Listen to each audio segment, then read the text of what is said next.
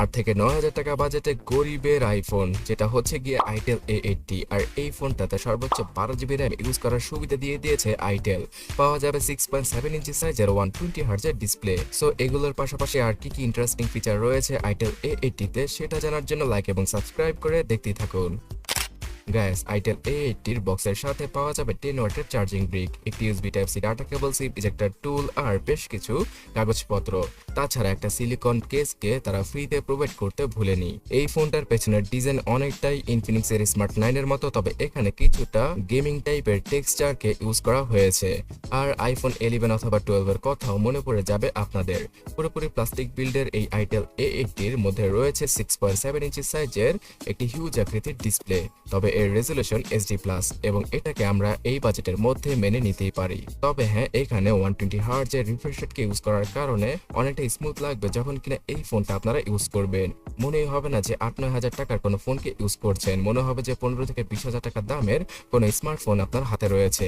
আর এই ডিভাইসটার 5 whole কাটআউটে অ্যাপলের dynamic আইল্যান্ডের মতো ফিচারকে দিয়ে দিয়েছে আইটেল। সো যারা কিনা টিকটকে বেশি ভিডিও দেখে থাকেন অথবা শর্টস রিলস এগুলো দেখে থাকেন, তাদের জন্য এই ফোনটার ডিসপ্লে মোটামুটি ভালোই হবে।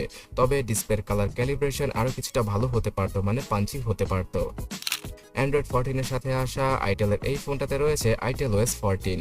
আর অ্যান্ড্রয়েড 14 এর একটা গো এডিশনকে ইউজ করেছে তারা। এখানে বেশ কিছু অ্যাডস আর ব্লোটারের দেখা পাওয়া যাবে, যেগুলোকে কিনে ইজিলি রিমুভ করা পসিবল। তবে আইটেল A80 এর সফটওয়্যার এক্সপিরিয়েন্সটা অতটাও ভালো নয়, যেমনটা কিনা ইনফিনিক্স আর টেকনো প্রোভাইড করে থাকে। আর ভালো নয় এর চিপসেটটি। ইউনিসকের T603 এই বাজেট ক্যাটাগরির সাদামাটা চিপসেটকে ইউজ করেছে আইটেল, যেটা দ্বারা না আপনারা পারবেন গেম খেলতে, না পারবেন কোনো অ্যাপ ইজিলি ইউজ করতে। মানে অ্যাপ ইউজ করার সময় কিছুটা ল্যাগ এবং হ্যাঙ্গের দেখা পাওয়া যাবে। তার সাথে ব্যাকগ্রাউন্ডে 4-5টা অ্যাপ রাখলে ফোনটা কিছুটা ল্যাগি ভাব দিয়ে দেবে। তাছাড়া 120 হার্জের রিফ্রেশ রেট ডিসপ্লেতে থাকলেও সেটা প্রপারলি সব সময় কাজ করবে না, শুধুমাত্র এই চিপসেটটা দুর্বল হওয়ার কারণে।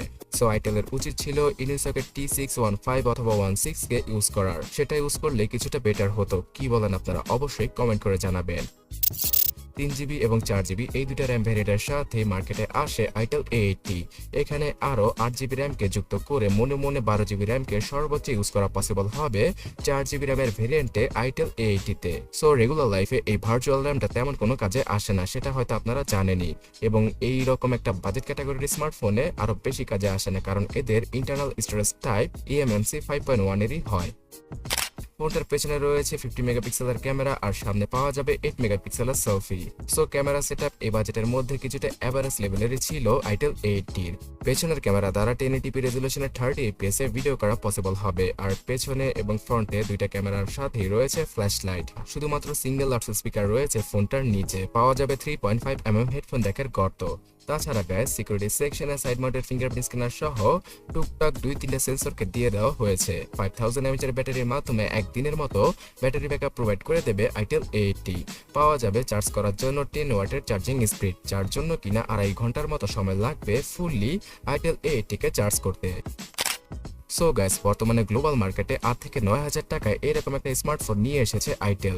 সো বাংলাদেশের মার্কেটেও যদি 8 থেকে 9 হাজার টাকায় এর 3GB আর 4GB র্যামের ভেরিয়েন্টটা পাওয়া যায়, তাহলে সেই বাজেটের মধ্যে ওয়ালটন আর সিম্ফনিকে বাদ দিয়ে হয়তো অনেকেই আইটেল A80 কে পারচেস করবে। তবে হ্যাঁ, এই ফোনটার চিপসেটটা আমার একদমই পছন্দ হয়নি।